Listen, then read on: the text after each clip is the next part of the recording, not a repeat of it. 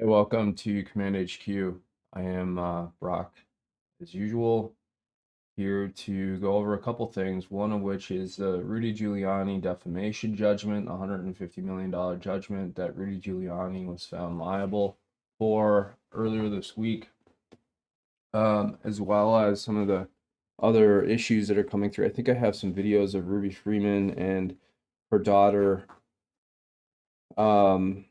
I don't know if it's stuffing ballots or definitely doing something. I mean, they were up to something for sure. And I got some other stuff here, and suddenly, well, I have a Jack Smith mistake. And I got a couple other pieces here. I think some Jena Griswold news that somewhat relates to the Colorado Supreme Court decision.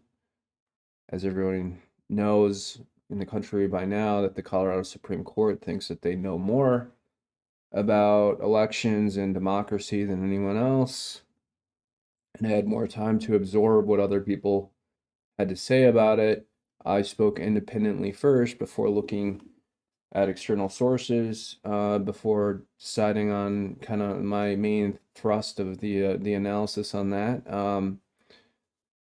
And hopefully later today, unfortunately, again, I fell asleep last night, and Agent X was interested in streaming. So it's unfortunate because that would have been a better stream if Agent X was here. But I want to get this stuff out while I can. And sometimes it's easier just to talk about it, get it out, and then maybe we can rehash it or go over it again when Agent X is here based on what he thinks. Okay. So the first thing here is, you know, the Rudy Giuliani defamation judgment was all over the news, right? It was all over the news. And the $150 million amount is absurd in itself because, rightly or wrongly, Ruby Freeman and her daughter would not have lifetime earnings more than a few $1,000,000. So, you know, and there's no way that they suffered anything in the range of $150 million in damages or even punitive damages that are equitable to $150 million. And this is, you know, and the more I saw this yesterday, and then the more I saw Jena Griswold harp about quote unquote harassment and falsely stating that she's getting, you know, an inordinate amount of threats because this Colorado Supreme Court took Trump off the ballot. This is the pattern that everybody has experienced where these middle-aged millennial women, and Tucker Carlson said something similar. I think he said it better than I did, but these it's the same pattern. Oh, I'm being harassed, or people are issuing threats over the internet against me, yada yada yada. And then you actually go in and you look at what people say, and it's not at all anything near what they're trying to characterize it as. And with the Rudy Giuliani stuff, you have MSNBC and NBC coming out and trying to sort of predict a program that anybody who challenges authority, anybody who is deemed a liar by the establishment, needs to be jailed, because they're going hard at Rudy right now about saying that he is thumbing his nose at the court by continuing to make the same statements on the courthouse steps right after the jury awarded the $150 million judgment. And So, that's extremely troubling because the statements that Rudy Giuliani made, which of course MSNBC isn't uh, telling you, are not only new statements, but he has a right to give his opinion on the matter. And it's very rare, even in a defamation case, where a judge will issue an injunction to provide a prior restraint on free speech to prevent that individual from continuing to make similar statements, because every future statement is new. Let's listen to this. Rudy Giuliani has been ordered to pay a staggering $148 million to former Georgia election workers Shea Moss and Ruby Freeman. But that may be the absolute least of his problems, because now there exists the possibility that Giuliani could end up in prison. Here's how that happens. In the aftermath of losing his case to Moss and Freeman, Giuliani decided to go out publicly and again defame the women who he just lost $148 million to as a result of his initial defamation. I have no doubt that my comments were made and they were supportable and are supportable today. I just did not have an opportunity to present the evidence that we offered. And I couldn't put that in evidence, as well as other tape recorded conversations and some videos that I think your viewers have seen, and I'm sure in the future will see. But the jurors never saw those. The jurors never saw a single defense from Giuliani. Your initial allegations, you still believe them to be true? Yeah, well, of course, they'll sue me again for it when I say that, but yeah, I do. Tell you what, Giuliani lies a lot, but he was spot on with that one. Because Freeman and Moss did file another lawsuit against Giuliani, seeking to permanently bar him from defaming them again. And yet, if even a $148 million sum wasn't enough to deter Giuliani from continuing to make these claims, there are avenues that a judge could take to up the ante. Here's MSNBC legal analyst Glenn Kirshner discussing. I hate stopping these videos because then there's an ad that'll pop up, but this guy right here, this reporter, is an asshole. He doesn't know shit. And he's talking like this. He doesn't understand the editorial strategy behind the predictive programming and trying to say that anybody who, quote unquote, is deemed a liar by the establishment. Rudy Giuliani is not a liar. I mean, there's so much evidence here. There was an FBI investigation. And there's just plenty of videos here that show that, geez, oh, little drool. Sorry, I had something in my mouth that I was chewing on. There's plenty of evidence here, that show that they were up to something, which I'm going to show here in a second. I also have the FBI report. But I want to finish this out because this little asshole in his little suit just goes to show you that, I mean, it's really frustrating. I don't know, he looks like he's about 30 years old. Probably younger, actually. But to get on MSNBC to work for the establishment and say these things, I mean, even if you need a paycheck and you're working for the mainstream media, would you really go on something like this and kick a man when he's down? Rudy has gone down mentally over the past 3 months. I've watched Rudy stream, and he actually did a little segment about me that I was watching live, and I was kind of floored because I had watched Rudy stream before that, and I've listened to Rudy on the radio and ABC in New York over the years, occasionally. So I've not necessarily like tuned in regularly, but I've tuned in probably weekly to the stream that's accessible. And I think Rudy's got a lot of skill when it comes to the radio because he's got a lot of experience, like I mentioned, I think yesterday. But regardless, I think the stress from the defamation lawsuits, the stuff down in Georgia is really getting to Rudy, and he is going mentally downhill. Now, for someone like me who's kind of been through this, And, you know, I've been jailed for contempt regularly.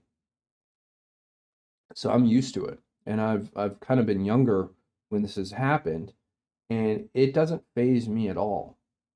And I can understand the stress of some of it. But once you figure out what they're actually really trying to do and figure out all their tactics and figure out how to stop them, it becomes much easier. But this is the first time it's happening to Rudy Giuliani. And, you know, contempt of court is basically like showing up to court, and it's always a misdemeanor. And I know that Peter Navarro is also facing this, and he ramps it up and saying he's facing 2 years in jail for 2 counts of contempt of Congress. But those are misdemeanors, and they're not generally consecutive. So he's not going to get a consecutive sentence in that it's not going to be 1 year and then another year. They'll probably give Peter Navarro like a week in jail or something, or I don't, yeah, I don't even know if there's minimum sentencing requirements on contempt in federal court. I don't know. I'd have to do a deep dive on that. But contempt is basically like they can jail you for anything. Okay. And I'm sure there's exceptions to this, but generally speaking, it's always a misdemeanor. It's usually ridiculous. And any injunction that they issue in one of these defamation cases would also be the same thing. Any violation of that would be a misdemeanor contempt charge, which again, this reporter is not being open about. But the point here is that Rudy has gone down mentally, and I feel bad for him. I feel terrible for him, and I wish I could help, you know, because he doesn't deserve this. Plus, he was, you know, the other thing is Ruby Freeman and her daughter are public officials. They were election officials. They didn't raise that, so that's, you know, they didn't allow Rudy to have that defense. Rudy's statements potentially could be covered by attorney-client privilege. I'm not sure. Rudy had a First Amendment right to say what he said. He didn't have that defense at trial. Again, this reporter isn't telling you this. Discussing this very possibility with Joy Reid. At some point, ultimately, a judge will have to hold Rudy in Glenn contempt. Kirshner? So Glenn Kirshner is this former assistant U.S. attorney here who goes on MSNBC as the, you know, as the expert. And he just nails people. He is so annoying. I can barely take him for more than a few minutes. Injunction is put in place and he continues to violate it. He should be held in contempt. He should be held in contempt. Glenn Kirshner doesn't know anything about, you know, defamation law. In fact, and maybe I'm wrong, maybe he does a lot of civil work now, but the core of his experience is criminal work in federal court. I mean, he was a former assistant U.S. attorney. Again, I could be wrong. I haven't really done a deep dive on him. But that's my general intuition about him. And he's commenting on all these different legal issues. And the penalties can include up to jailing him. And of course, the prospect of the penalties could be up to jailing. You only jail people like me or people who aren't super wealthy or who are generally described as celebrities. They just jail the common, everyday person. Are they going to jail Rudy Giuliani because he continues to go out and make new statements that do not relate to the to the original statements? No, they're new statements. The other thing is, if I were Rudy and Ruby Freeman filed an additional defamation suit against me based on the statements that I made after he came out of the courthouse, I would immediately sue her, and I would file a sanctions motion. I would ask for attorney's fees, and They always say that Rudy Freeman are filing these defamation lawsuits against Rudy Giuliani, and that's not the case at all. They're being funded by these radical, left-wing, liberal lunatics. Of Giuliani being remanded to custody is the most extreme possibility here, but still perfectly viable considering the guy saw no issue with losing $148 million. And Rudy didn't lose $148 million. They're trying to make him feel guilty. They're trying to shame Rudy Giuliani. The $148 million judgment, by the way, it wasn't taken from him. Rudy doesn't have $148 million to begin with. Was a manipulated, rigged case, and Rudy had zero chance to defend himself.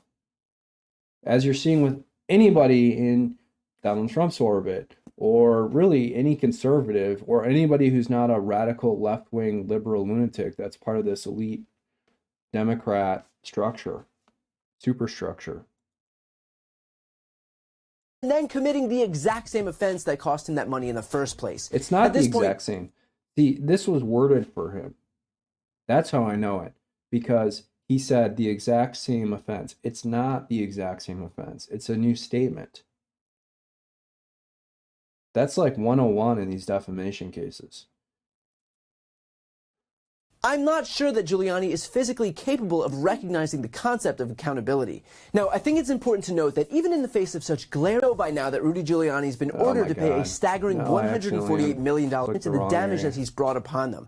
And that cruelty by Rudy Giuliani, Shay Moss and Ruby Freeman, $148 million, and then committing the exact same offense that cost him that money in the first place.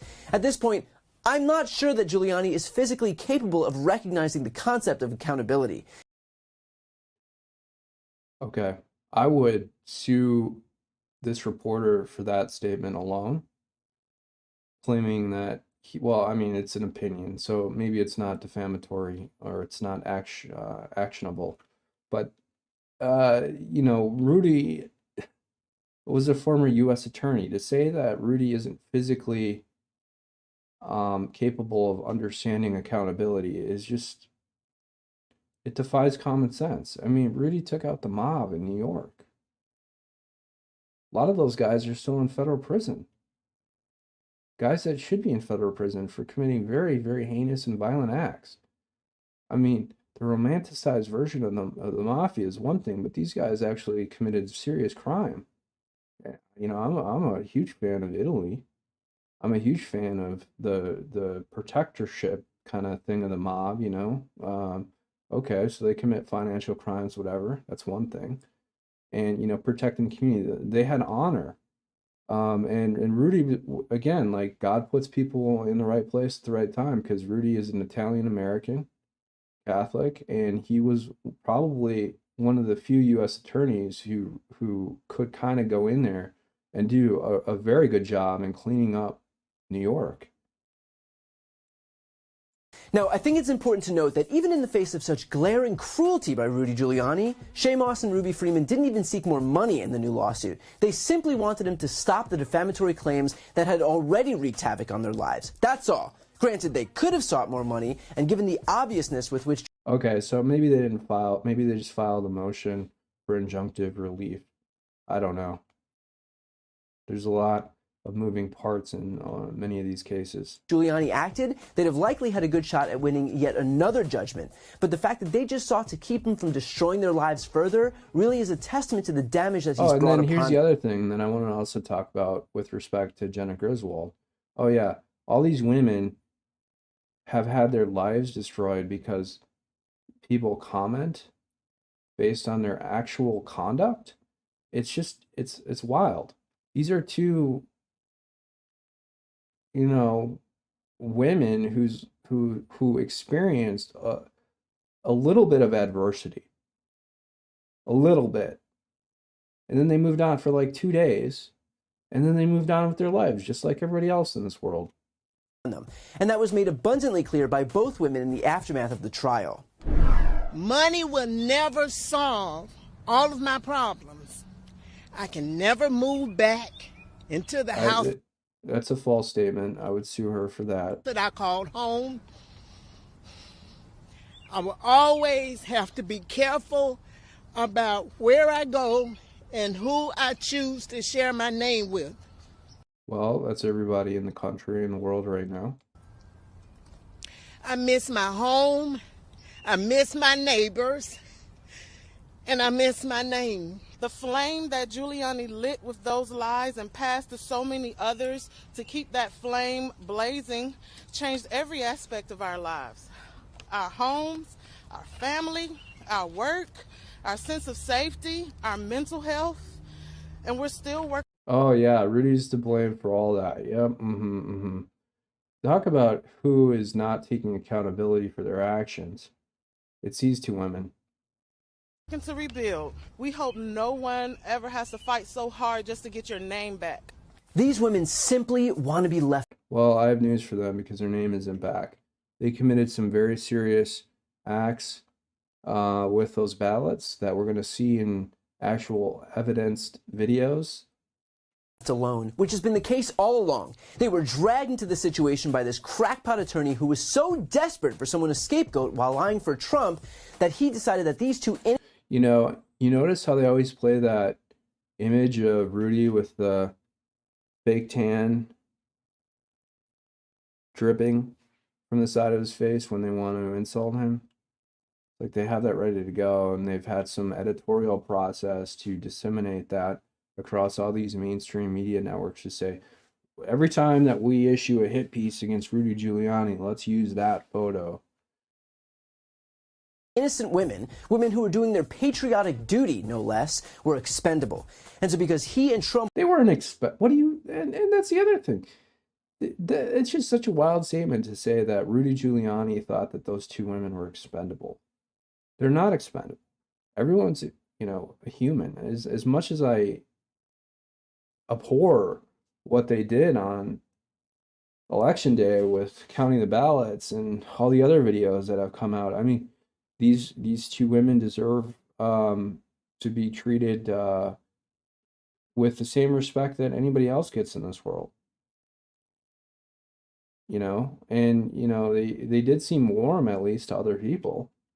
And so I don't think Rudy treated them as expendables. Trump wanted to consolidate power. They're public officials. He couldn't criticize them. For themselves, they viewed the destruction of Moss and Freeman's lives as a price that these now criminally indicted men were willing to have them pay. Here's the other thing. You notice how all these things come right before the criminal indictment? It's this sort of plan, coordination, and operation with saying through the mainstream media that they committed criminal acts, and in this case, it kind of reversed the timing of it to make sure that it happened perfectly in sync. And then now they're going to convict Giuliani. I mean, talk about having no chance in that case. Of course, Giuliani doesn't have a chance. So not only are they going to bankrupt Rudy so that he doesn't have a defense, so he can't pay good attorneys in Georgia, they're now going to convict him and really try and put as much pressure on anybody in Trump's orbit, as well as provide as much possible pain to Rudy Giuliani as they can. And it's sick. It's extremely sadistic, and it's really the act of a psychopath. Depravity really is almost beyond comprehension. So at this point, Giuliani's well, and the next word out of this guy's mouth is depravity is beyond comprehension, and they're accusing Rudy of doing that. Rudy isn't doing that. This is projection. They're the ones doing it. Steps will determine whether his life is only destroyed financially or whether his freedom will be endangered too. And of course, that's only the beginning of his legal and financial troubles. Because remember, somehow there's more. He's also being sued by Dominion Voting Systems, which last year settled with Fox News. Oh my God. I think they're also suing Mike Lindell and MyPillow in that. I don't know if they're connected cases or not. I don't think they are, actually, because I've been reading some Lindell cases, defamation suit that Dominion brought against Lindell in Minnesota in federal court. news for an unprecedented $787 million. He's contending with the criminal RICO case in Fulton County, Georgia, on charges of tampering with the state. So they overwhelm anybody in Trump's orbit. And I don't know who thought this legal strategy up, because, you know, a lot of senior White House officials typically are, I'm speaking generally, of course, it's not always the case, but, you know, generally speaking, especially in Trump's administration, we're fairly old, right? Generally over 60, definitely over 55. And they don't have the energy to fight all of these battles. So they really thought this out. And it's worn Rudy down so much. And that's the most depressing part that I see in this whole process, is that Rudy now is a shell of what he once was. State's election.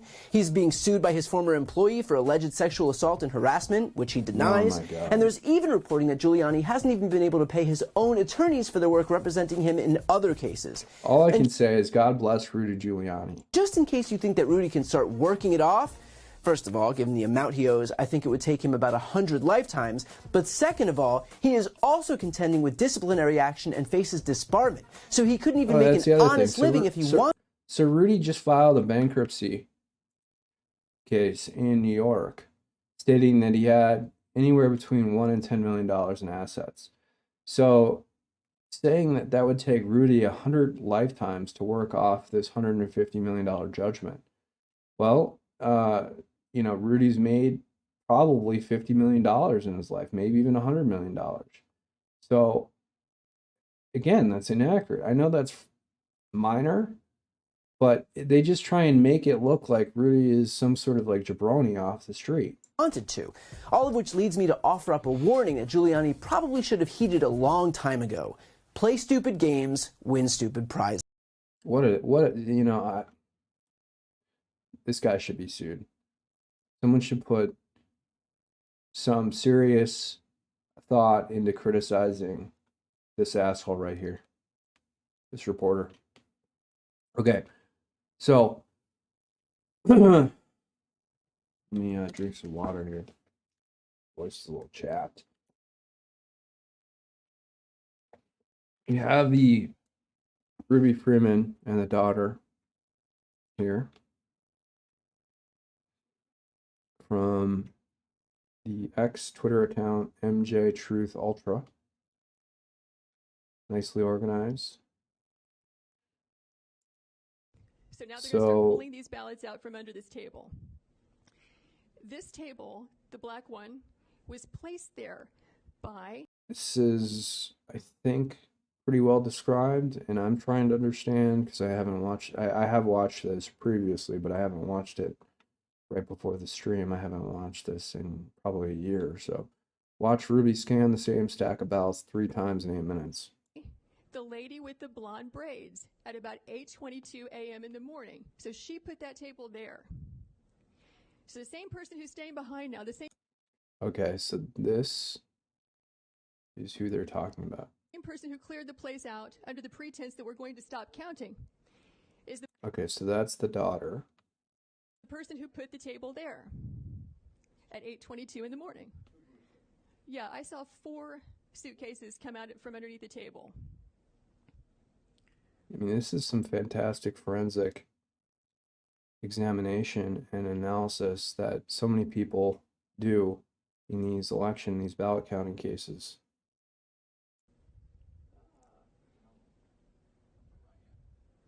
Yeah, upper right hand, you see the gentleman in the red. So he just pulled one out.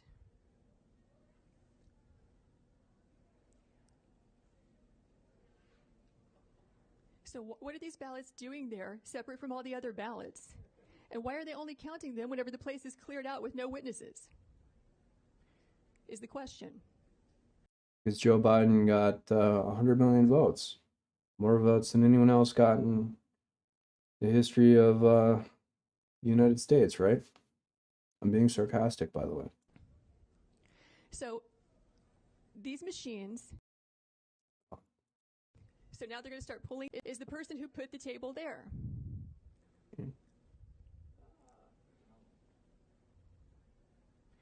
is the question.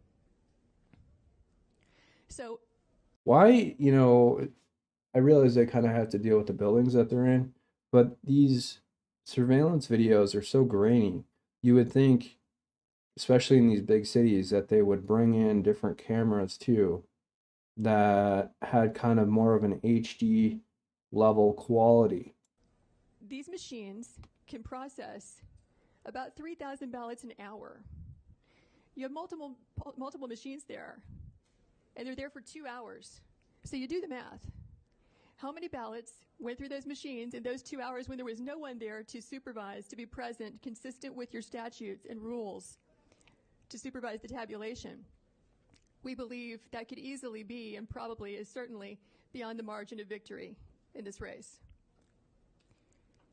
Because if it's only 3 scanners working for 2 hours, right, that's 18,000 ballots that went through.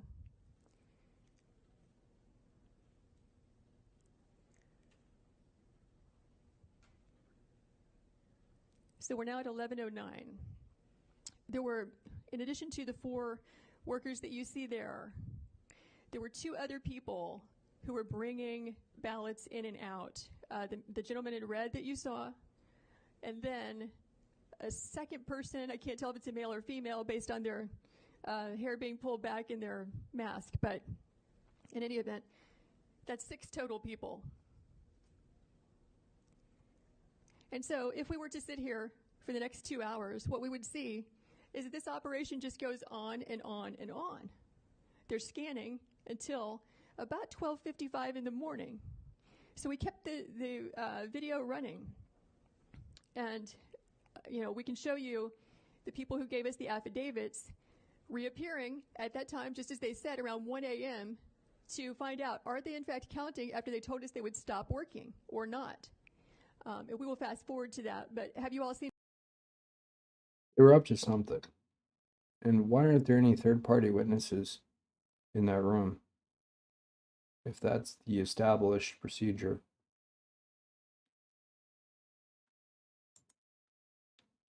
Let's play those videos. It's kind of long, but it's worth it. So here, Ruby Freeman shows up to work something like 10 days late or something. I've watched pieces of this, but this is very illustrative of the lackadaisical nature of her work, and that's describing her work conduct in very positive light. I'm glad you like my eyewear. I'm glad you like my eyewear. Honey, Fulton County got a pen. I need some glasses. I got see out of here, farsighted, computer, bifocal, and then the sunglass thing. Oh yeah, I said, go on and give me the whole kit and caboodle. Ain't no sense in playing. Give me all of it. We forgot about the burst pipes. Oh yeah, the pipes just magically burst on election day there. It's right when they were about to go and count the ballots. Just magic. And I came back, I said, I'm not holding my mouth. I'm not holding my mouth. And then I watched that movie all the way. Uh-oh, people coming. Oh, so here's the deal. She's live streaming, I think, to Facebook. And that in itself is wrongful. I don't have the rules in front of me, but I'm assuming it would be against the rules for a public election official to be streaming to Facebook that could potentially include the names of registered voters that she's counting and who they potentially voted for. So it doesn't make her look like she is doing everything above board. That's for sure. I watched that movie all with Queen Latifah, last holiday, when she thought she was going to die. And she was just telling it like it is without being mean. She was telling it. I watched that movie. So this is also indicative of what she believes work is about, which is socialization with other people at work. So if she's socializing with her friends at work, right? What is she really doing? Is she even paying attention? Now, I get it. Part of work is socialization with other people, socializing with your friends. And, do you do that on the most important work day that comes every 4 years in a national election when you're counting votes and ballots? No, you don't. I came back pumped up.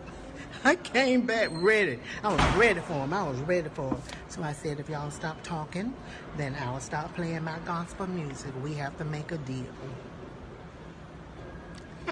So anyway, I'm going back to work now. Hey, Renee, I love y'all. Oh, okay. So she was taking a little break. So much. Thank you. I got ahead of myself there, but still, why is she live streaming this? Glad you like my eyewear. Honey, Fulton County. Got a pen. I need some glasses. I got see out of here, far-sighted, computer, bifocal, and then the sunglass thing. Oh, yeah. I said, go on and give me the whole kit and caboodle. Ain't no sense in playing. Give me all of it. So I love y'all. Ciao. Look out for my different posts. I'll talk to you later, okay? All right. Ciao, everybody. Pray for us. Voters registration and election, Fulton County, downtown ATL. Pray for us. Yeah, I don't get on the phone. That's not my assignment. I can't get on the phone. Brenda, bucket. Okay. I'll be talking to y'all all day because I love y'all. I miss everybody. Y'all just don't know when I be posting the pictures about my treasures. I be so glad when I get back on the road. You have no I've never seen anybody live stream at work. Not once in my life. lipstick, mask take all your lipstick off. But I do put it on, sure do, and it just have to go away. But I'll be so glad when I get back on the road, y'all. Oh my God, I miss it so much. I miss all of my customers. Brenda, she's out of state. I said, well, thank you, Brenda. I think Brenda is in Michigan. Yeah, so I miss everybody. Oh, so she's talking about her own personal business. So she's commingling her own business and her work as an election official.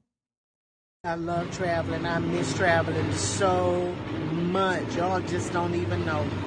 So just pray I maintain, keep this voters thing going, keep everything in the middle of the road, okay? All right, talk to y'all later. Ciao.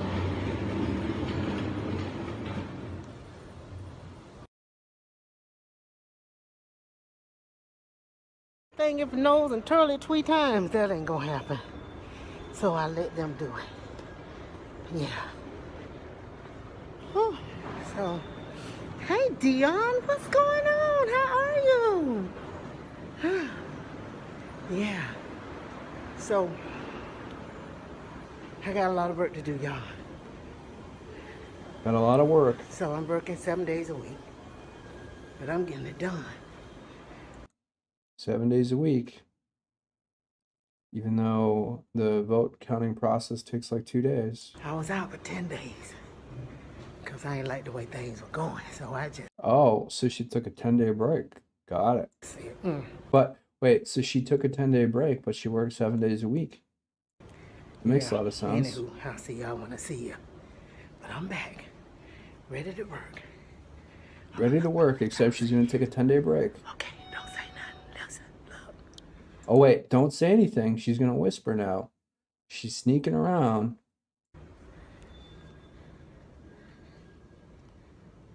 This is when things for me kind of trigger that feeling that she's certainly up to something.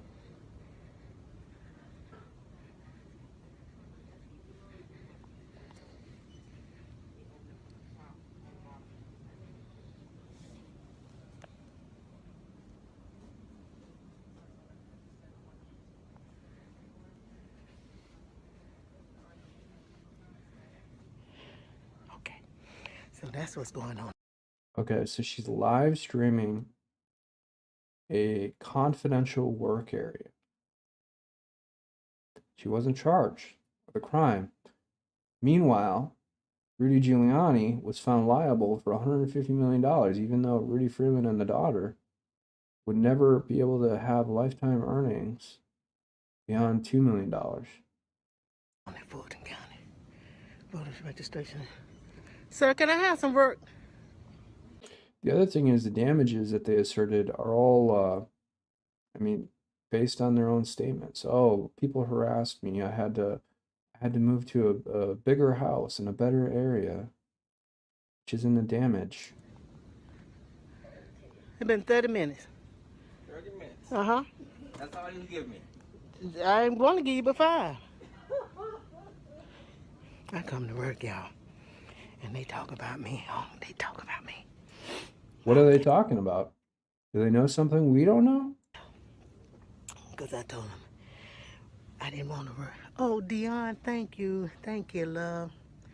When I didn't want to work, I took off for 10 days. Now I'm back at work. Give me some Anybody else to be fired? work. Because I come to work.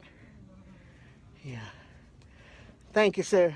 Oh, you going to give me... Oh, you just gave me one. God bless you real good. Okay, so here, you can see a 387 mark here on the sheet. So I'm assuming there's 387 ballots here in this bin. And, you know, it's illegal for her to be live streaming this publicly, even if it's to her friends or her family, whatever. Thank you. They want to give you 2. I ain't trying to overwork you.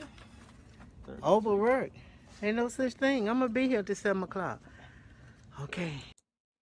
Oh, yeah. So she's extremely lazy, but then when another office worker comes around to put the bins down in the cubicle, she claims that she's, working way too hard, that she's going to be there until 7 o'clock. Isn't this typical office work behavior? It's one statement to other people and then one internal statement. I'm extremely lazy, but I work really hard. Y'all see all this I gotta do? I gotta do all this. Enter all these. Absentee ballot. Don't mind Miss Ruby. Whatever. And why did they give her absentee ballots? Which were the reason that we have so many issues in this election and most people don't trust the outcome. Okay, so there was this FBI investigation into Ruby Freeman and the daughter. And the interesting thing, and I didn't do like a lot of research into all of these allegations I'm sorry, this is an FBI report. See, I didn't even look at this. So this is the Secretary of State Investigations Division. So this was a state investigation by their own election agency, the Secretary of State, Fulton County poll worker fraud. And so this begins with the Secretary of State's office initiated the investigation following a complaint referral from Georgia State Senator Kirkpatrick. Senator Kirkpatrick received a complaint from complainant, and then it's blacked out, who provided pictures of social media posts reportedly posted by Ruby Freeman, an elections worker for the Fulton County Board of Elections and Registration for the November 2020 general election. So the real damages were from her own misconduct in posting confidential Secretary of State material on a live stream to her friends and family. Now, she did not have a right to do that. And for someone who posts a lot and is constantly accused of committing crimes for posting stuff, I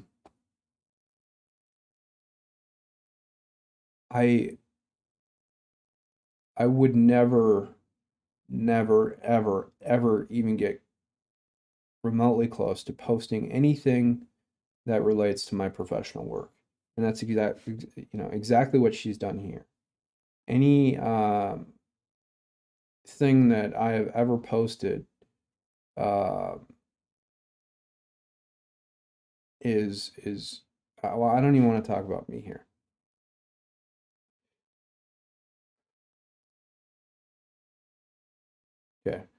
Here's the other thing. There's a lot of redactions in here. So it looks like the complaints came from either people who knew Ruby Freeman or people who worked for the Secretary of State. And that says a lot.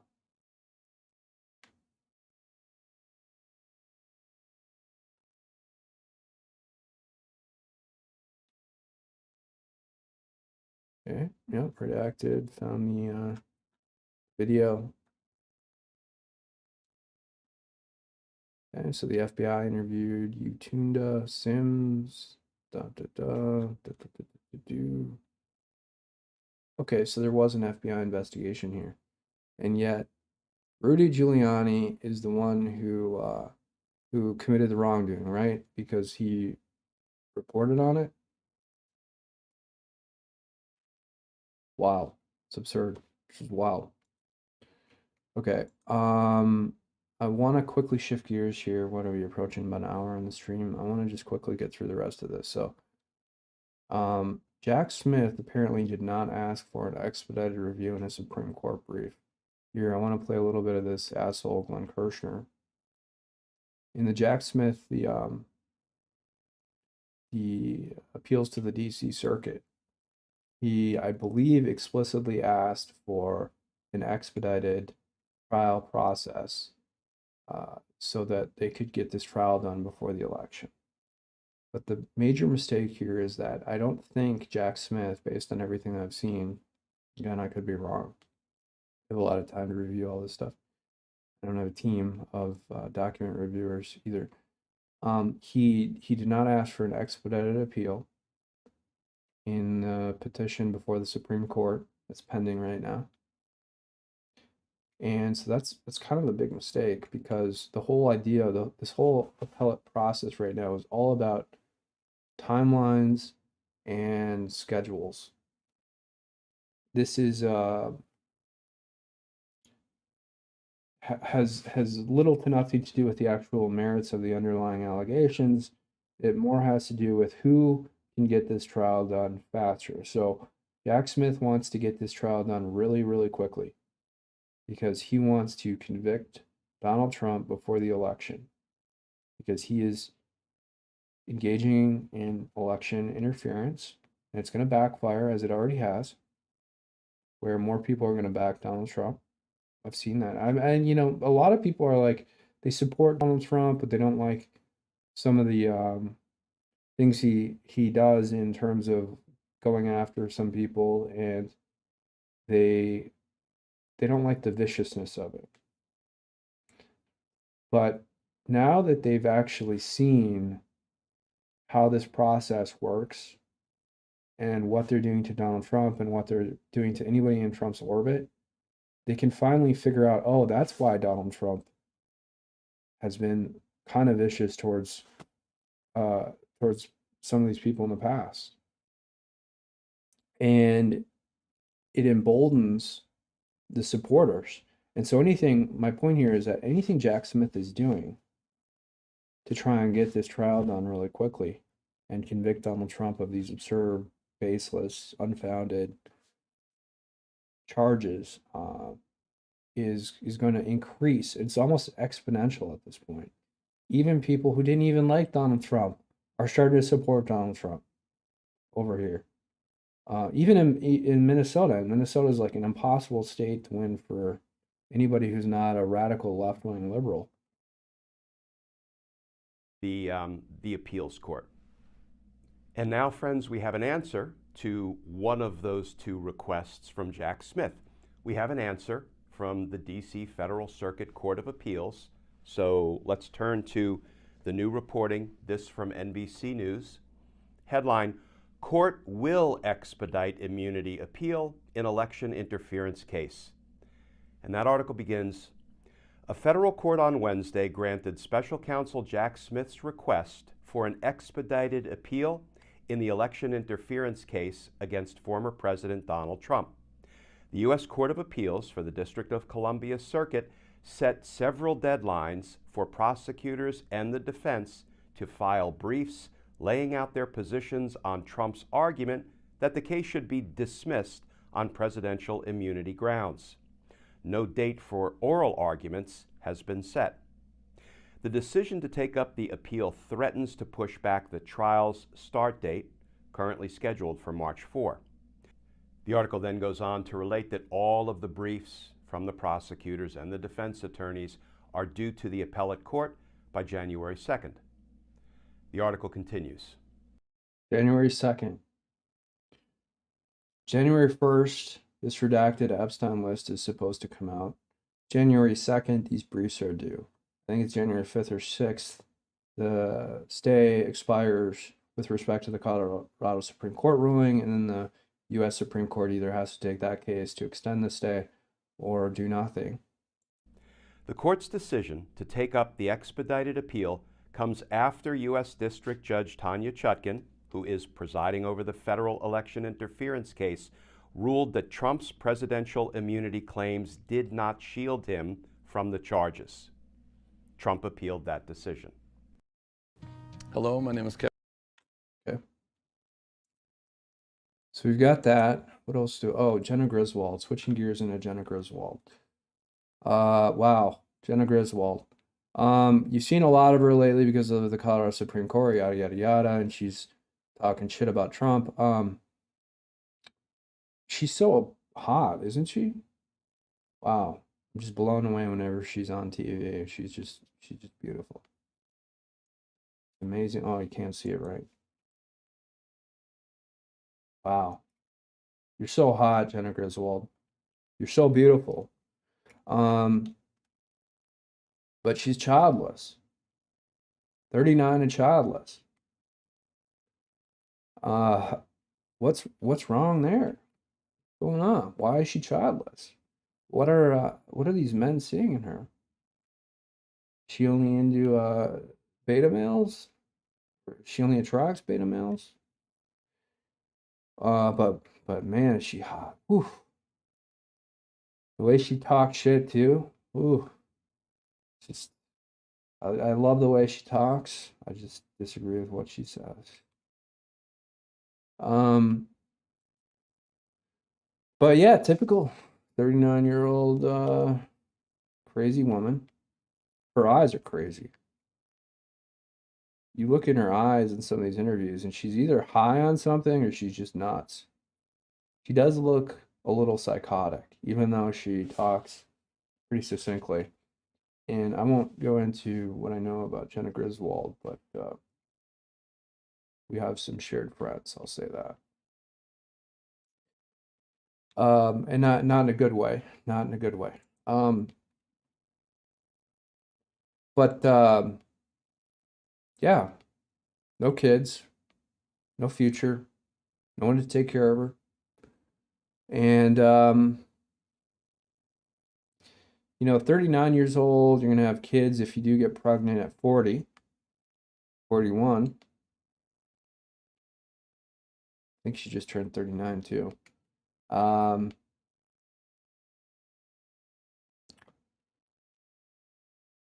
You kind of, you're past your child bearing years. You could probably still get away with it, but it's getting worse and worse as time goes on. Your biological clock is almost expired, Jena.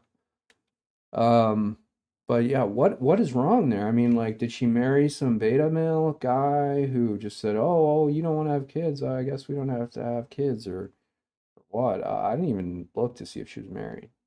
I'm assuming she is, but here's the other problem with that is that these women want careers, and now you're seeing the residual nature of some of these careers, like Jena Griswold kicking Trump off the ballot in Colorado. And she has unchecked social power because she's still relatively attractive. She can attract men, but she's attracting these beta males who give in to her. And they do whatever she wants. I'm not saying I'm like an alpha male by any means. I'm not. you know, I would,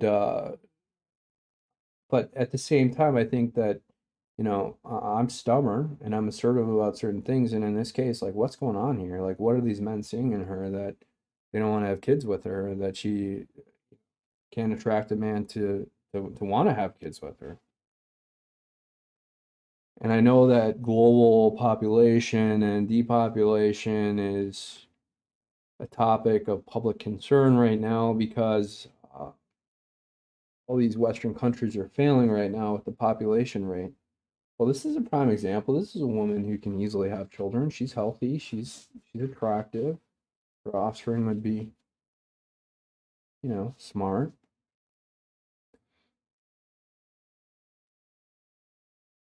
Okay, so nearing the end of the stream, I saw this on this Clown World account. I love it.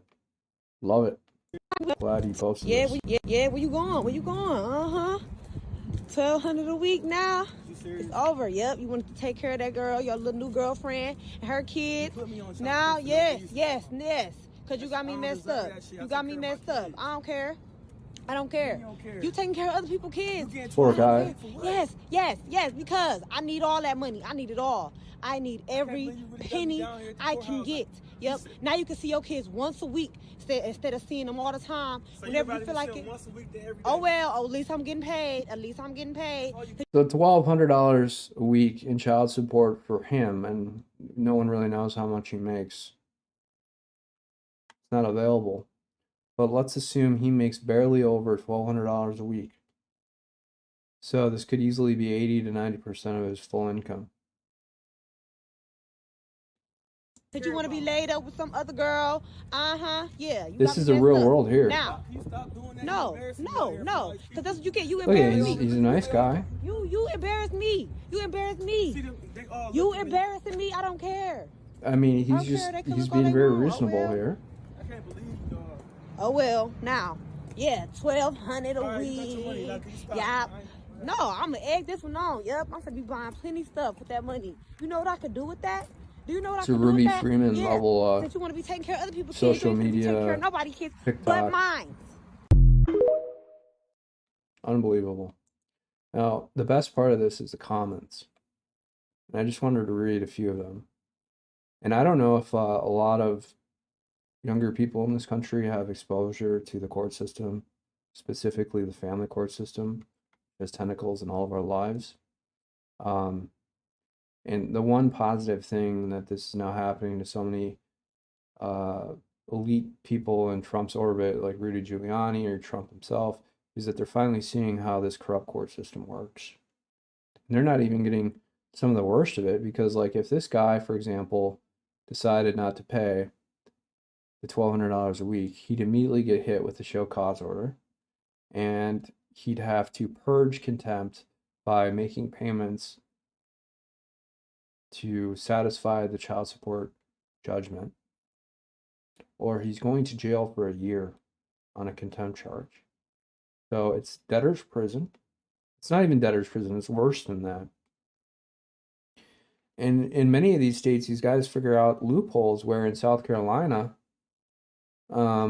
just about every state really, you can then just sit in the county jail for a year, because it's it's contempt of court, so it's a misdemeanor. You know, the maximum they can jail you for is a year. You sit there for a year, you get out, and then they can never jail you again, and you have no child support. When you just don't pay child support. Is that really good for families? No, it's not. And then they try and shame these guys with being deadbeats and yada yada yada, but it's like, how? This is not positive for anybody in this situation. Okay. It doesn't cost $1,200 a month to raise a child, not even in this economy. Yeah, hobo stain. This guy will likely quickly conclude that he's better off not working at all and or being homeless. Many such cases. Yeah, unfortunately. Many of those cases. Probably at least 10% of people who that are homeless in this country are from child support or from family court. They get thrown in jail, then they don't have a job. Maybe they don't have a degree or something, and they have to find something else. And then they kind of just give up, and then they become homeless. We have way too many laws in this country, and the only thing to solve this is either deleting laws, reducing the intensity, or the other thing is war. Because through another country, conquering another country, you get a different system of laws. And none of those things are really positive, aside from deleting laws, which is positive. We just constantly adding laws. Technically there is a process for removing laws. It's called vacating a statute, right? And the judicial branch is the only thing, or the only arm of government that really does that. The legislative branch does have that option afforded to it, but how often do you hear about that? Very, very rarely. And how often do you ever hear of state Supreme Courts vacating statutes? Very, very rare. Very, very rare. And that's because they don't want to pay these huge judgments to people who have been wronged by those statutes. So that's why you see it as an exceedingly rare thing. I make a decent living. I'm trying to think how in this world I could come up with $4,800 a month. Yeah, exactly. Like, anybody who makes a decent living, even if you make $200,000 a year, like $5,000 a month in child support, I'm assuming this guy doesn't make $200,000 a year, and even if he does, it's just, I don't know. Yeah, she can't make that in a job, $1,200 a week, $4,800 a month, $57,000 a year. What type of judge in the United States comes up with this calculation that around $55,000 would be the average? And be careful who you sleep with. This could be you. The family court system is predatory. Men need to be aware of how the system works. The modern female nature is to protect themselves.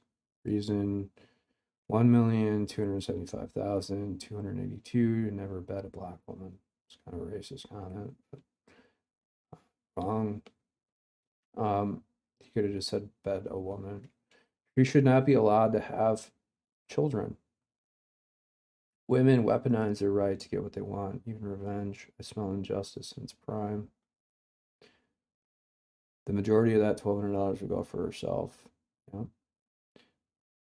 Probably not even his kid. DNA test should be mandatory. My ex-wife had to pay me less than $200 a month. In 9 years, she came into town a total of 6 times to see my son. Hope this video was used as Exhibit A. She sounds like a loving mother who only wants the best for her children. Men, wear condoms, please. She's an idiot. She'll be lucky if she gets a single payment. It makes 0 sense to pay that. These judges are also idiots. True. Her voice disgusts me. Boom, boom, boom. Some parody comments. I hope this judge sees how she acted and turns this into her paying him $1,200 a week. Yeah, good luck with that. I literally did not understand a word she said. I hope it is tax deductible. What a great mother. That's what he wore to court? Wow, that's crazy. I don't even make that much a week. LOL. Perfect example of why I'm happy being gay. Should have worn that suit. Haha. This man deserves better. DNA, bro. Now. Sad. Terrible acting. There were some comments in here where people question the authenticity of this video. And I'm like, what? I mean, this is like an everyday case in family court. Maybe he should stop voting for, quote, democracy and start supporting the, quote, republic.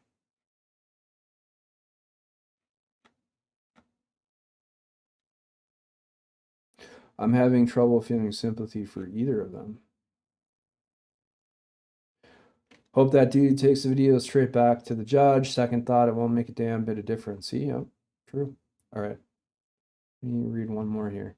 White supremacy. Divide and conquer the black family. Well, so here's the thing. It's all families. All families.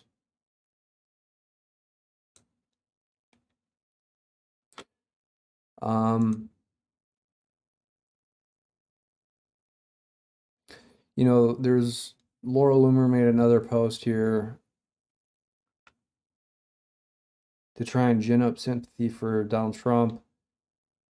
And I didn't really want to go into it because it was kind of sad, but there was one comment here that I thought was kind of good, and it's from Niece Horn's daughter. Seriously, Laura, in my opinion, they continue the ridiculous lawfare to test the guts of the people.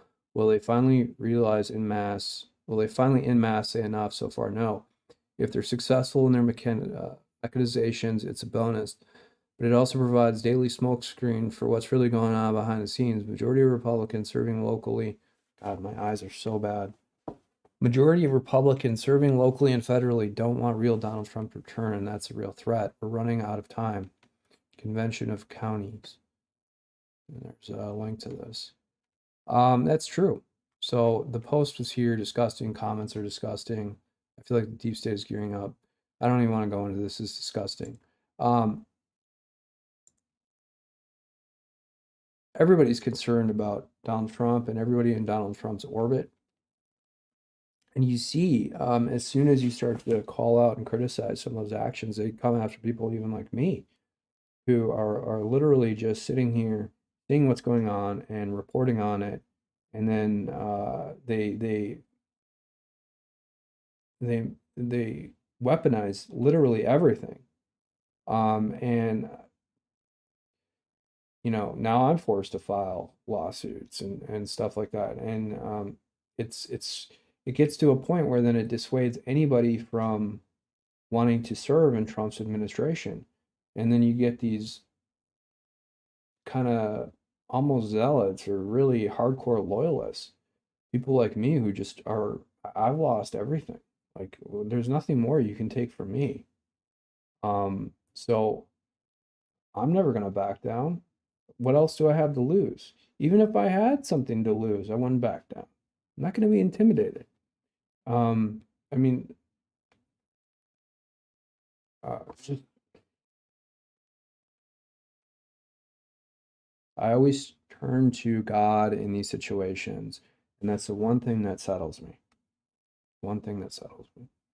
So everybody's praying for like people who are being persecuted, like Peter Navarro, Rudy Giuliani. I'm asking for prayers for people like myself. I'm asking. I'm praying for Donald Trump. I'm praying for President Trump's family. And you know, I knew a lot about Trump before he ran for office, and there's another story that I've never really told, but I'll tell it at a later time. But I did study economics at the University of Minnesota as well as other institutions because of when I was graduating from high school, I kind of was a fan of Donald Trump, and I had read a lot of The Art of the Deal and some other stuff, and I knew that was just kind of a circus, right? I wasn't naive, but I liked that Trump was willing to say whatever he wanted to say, and that's something I respected and saw in myself as well, because I'm the same way. And I've always been that way. I don't know, it's something part of me and part of my personality. I refuse to be intimidated. And I really don't care what other people think of me. So I studied economics because I knew that Donald Trump had studied economics originally at Fordham and then transferred to the Wharton School at the University of Pennsylvania. So, you know, Trump's had a lot of impact on people's lives, or there's been certain pieces of it where you kind of see similarities. And I was like, you know, I think like that. And I loved economics. And those were always my highest scoring classes when I was in college, even more so than computer science. In fact, I don't even think I got less than an A in any economics course. And I don't know why, because I'm not that smart. But was always second in those economics courses. I would always try and study, and there'd be a class of like 40 people. I would score second in the class. I still remember the names of the people who, a couple of guys who got the number one spot in those classes. But I love it. But I didn't go into it because I love it because I was good at it, but I wasn't as passionate. I really like programming. Um, and that was always my top passion. But my point here is that I think that's the underestimated part of this is it's not just about the office of the presidency. It's about reforming this country. It's about reforming these courts that I had no experience with from a personal level, like actually going into court and filing lawsuits and stuff on my own until, 15 years ago, maybe 20 years ago. 20 years ago. But, I come from a family of lawyers. So I knew that, but so I had this information. So like when I'm talking to other lawyers and I mention something, they're like, how do you know that? I'm not talking about legal stuff. I'm talking about like, how do you know that person? How do you know that happened to them?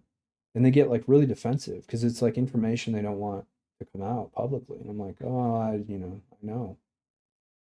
And that happened with this guy who used to clerk, a friend of mine who used to clerk for the chief federal judge in Donald Alsop, Minnesota back in the day. He was a federal judge, and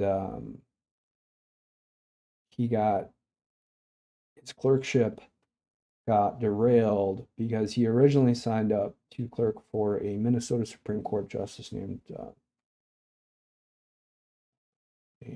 Todd, and Todd was embroiled in this plagiarism. I'm thinking of Claudine Gay. This cheating scandal in the bar where he went down to Florida and he had reference material and he had a cheat sheet. Someone gave him answers to the questions in the Florida bar because he was going to retire in Florida, and he got caught. And he was a sitting Minnesota Supreme Court justice at the time. There was a big scandal that came from it, and what the Minnesota Supreme Court did, and I knew about this, and this friend of mine, who at the time was graduating number one in his law school class and had this clerkship ready to go with Justice Todd. And I was like, oh, he's like, yeah, well, he didn't go into the Justice Todd situation. I was like, wait, did you? And I was like, were you one of the clerks who got kicked out because of that cheating scheme? He's like, how did you know that? He didn't want any of that information to come out at all. And I was like, I just know.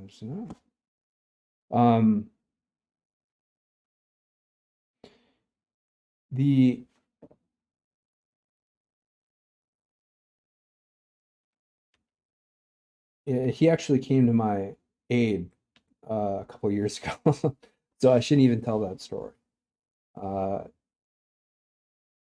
He didn't do anything illegal or anything. I asked him for a very, very small favor, and he's a very nice person. So he was just alarmed that I had sort of this inside knowledge. I'm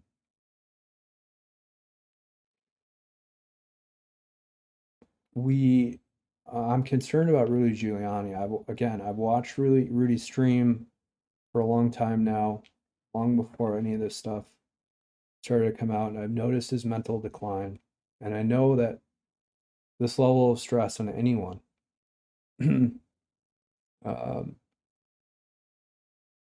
has a tremendously negative impact. And the only solution that I found, I felt a little bit of this stress, and I'm younger, I'm 40, is to seek God's guidance and not take things super seriously and laugh a lot. Everything is a joke. That's how people in combat and war. I'm not saying I'm in combat. I'm not saying I'm in war. I kind of am in lawfare. You can call that a war. But in the sense that I've been constantly sued, not anything that I've done. stress has this impact. It will seriously decline your mental acuity. And I'm concerned about Rudy Giuliani. I've also noticed that Trump has lost weight. And I can see some of the stress and the weight on his shoulders. And that's concerning to me. But it's also something that happens at that age level. It happened to my dad at that age, which is part of getting older too, but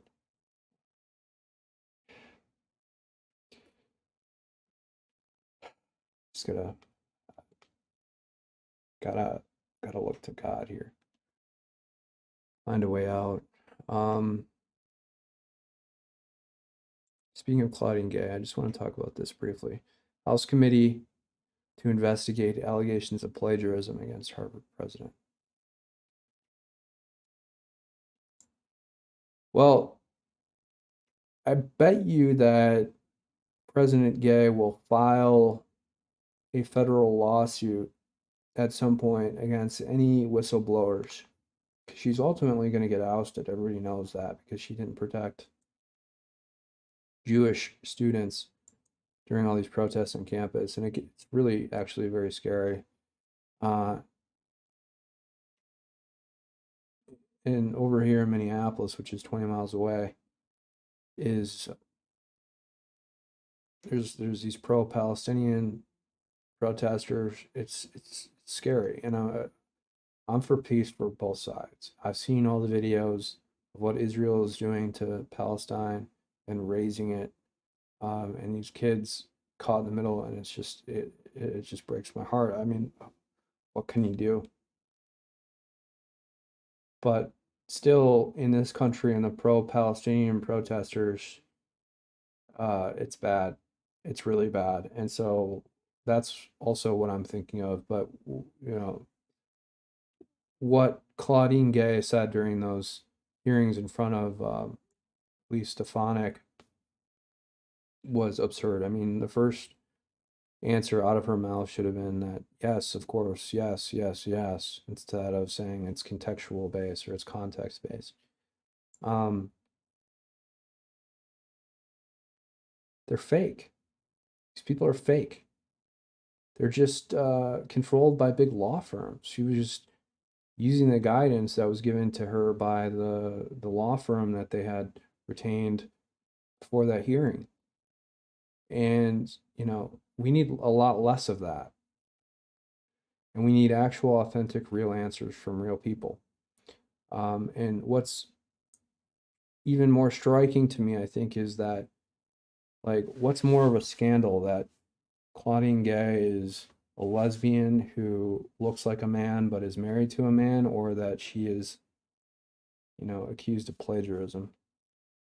Because to me, it's pretty obvious. I think the first probably more striking.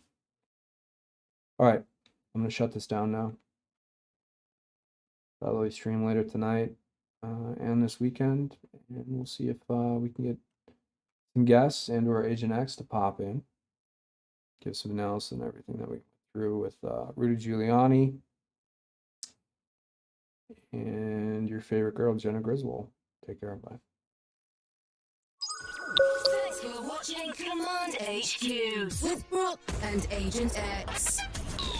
We'll see you next time.